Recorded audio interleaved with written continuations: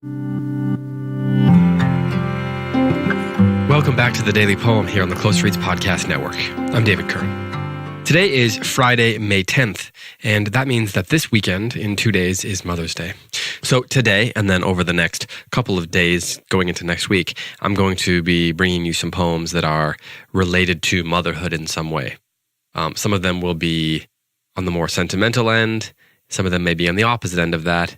But I wanted to offer a kind of a variety of poems that are related to the theme of motherhood in recognition of this Mother's Day. So happy Mother's Day to all the great moms out there, to my mom and to my wife, to my mother-in-law, to my grandmothers, to all the women who have done so much for their children, caring for them, empowering them, strengthening them, and sometimes even writing poems about them.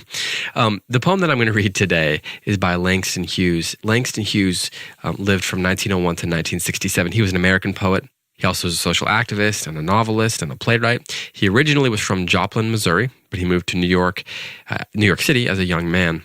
And that's where he became famous. And he was particularly famous as an innovator, as a member of the form of jazz poetry, part of the Harlem Renaissance in New York City. And the poem that I'm going to read today is called Mother to Son. And I think that, like the folk songs that I've been bringing you, this poem fits into that tradition in some ways because it gives voice to people who were typically voiceless. In this case, both a woman and an African-American, an African-American mother. And the poem is called Mother to Son. So I'm going to do my best to read this as neutrally as possible. I want to be respectful to the language in it, to get that across, and not to butcher it, because he really, Langston Hughes really is being very careful with the way he's presenting the language in this poem. So again, this is called Mother to Son, and this is the first Mother's Day themed poem that I'll be reading over the next several days. This is how it goes. Well, son, I'll tell you. Life for me ain't been no crystal stair. It's had tacks in it, and splinters and boards torn up, and places with no carpet on the floor, bare. But all the time, I's been a-climbin' on, and reachin' landin's, and turnin' corners, and sometimes goin' in the dark where there ain't been no light. So, boy, don't you turn back.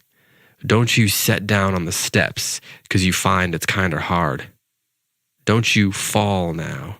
For I's still goin', honey. I's still climbin', and life for me ain't been no crystal stair.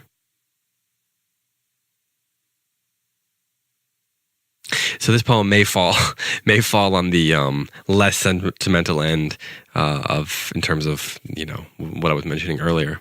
But this is a poem that has that sort of in media res feel to it, as if we're entering into the middle of a story. It begins, well, son, I'll tell you. So I imagine Langston Hughes or whoever the poet's imagining. I imagine this boy going to his mother and saying, this is difficult.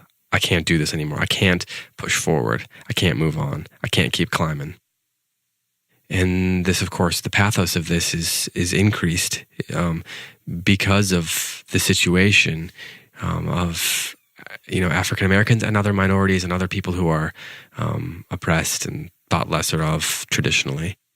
And that just adds to the pathos of this poem. And you can imagine this mother saying, this boy coming to the mother, and the mother's responding with this poem. I'll tell you, life ain't been no crystal stair for me, but I kept pushing on. And sometimes what mothers have to do is be firm and encourage young men to push forward. There can be very simple ways that this happens. I was just reading an article by one of my favorite baseball players talking about his mother and how when he was a young boy, 7, 8, 9, something like that, he was going to quit baseball. And his mother was like, no, you're not. You committed to this. You're going to keep going. And she found ways to encourage him to do that. And sometimes that's what mothers have to do in very simple ways. In other times, they have to teach their kids to fight. And then in other ways, they have to encourage them in other ways. I think one of the greatest things that mothers do is give their children courage. I think that that's one of the great ways that mothers and sons can have great relationships, is by encouraging, by pushing, by helping boys have courage. Maybe it's thought of as something that's kind of a passed on by men, by masculine culture. But I know there's so many stories about mothers who have had to endure so much saying, let's go, we're doing this together, keep climbing. And I think that that's what this poem is about, and that's why I wanted to read it first. And as I said, I think it fits in nicely with with trying to read some poems about the shaping of American language. And I think that if I don't pay attention and I don't bring some of the Jazz Age, some of the Harlem Renaissance poetry that Langston, Hughes, and others wrote, then I would be not really doing my job. So, okay, here is one more time Langston Hughes' Mother to Son. Well, son, I'll tell you, life for me ain't been no crystal stair. It's had tacks in it, and splinters, and boards torn up, and places with no carpet on the floor, bare. But all the time, I's been a-climbin' on and reachin' landin's, and turnin' corners, and sometimes goin' in the dark where there ain't been no light. So, boy, don't you turn back. Don't you set down on the steps, 'cause you find it's kinder hard. Don't you fall now. For I's still goin', honey, I's still climbin', and life for me ain't been no crystal stair. This has been the Daily Poem. Thanks so much. I'll be back with you on Monday with another poem, and happy Mother's Day to all the moms out there.